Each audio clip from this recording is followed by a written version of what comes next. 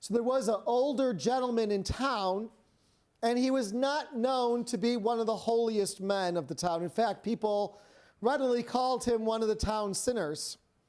He went one day, towards the end of his life, he went to the wise priest and said to the wise priest, "Wise priest, I wish to die a good Christian Catholic." Admirable, admirable.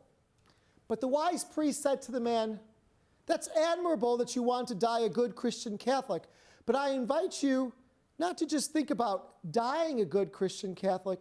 I invite you to live now and always as a good Christian Catholic so that when you die, you'll have no concerns about where you go."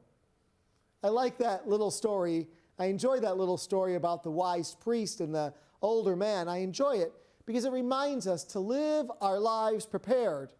Or another way of saying that is live our lives as good followers of Jesus, or live our lives as his disciples. I know you know that Cardinal Cupich has called us over the course of the past 4.5 years, almost 5 years, he's called us to a time of renewal, really looking how we have to renew our church, both structurally but also spiritually. And I've been a little bit surprised for myself over the past 3 years. I've been surprised how my own discipleship in Jesus has been deepened. Let me give you an example.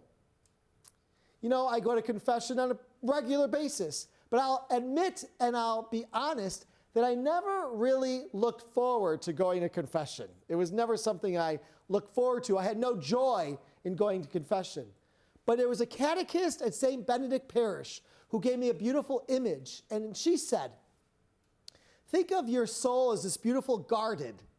But like all gardens, we know what happens. In all gardens, there's going to be, at any given time, there's going to be weeds. Now think about the gardener who comes and removes those weeds and how good the garden looks afterwards.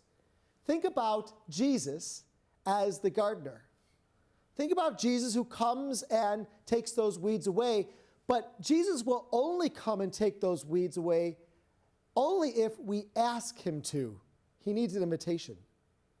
And so I've thought about that each time now I go to confession. I think about asking Jesus specifically to remove the weeds of my soul, remove those sins that are mucking up the works, remove those. And Jesus does it with joy. There's nothing that Jesus wants more than to help to remove those weeds that clutter up the garden.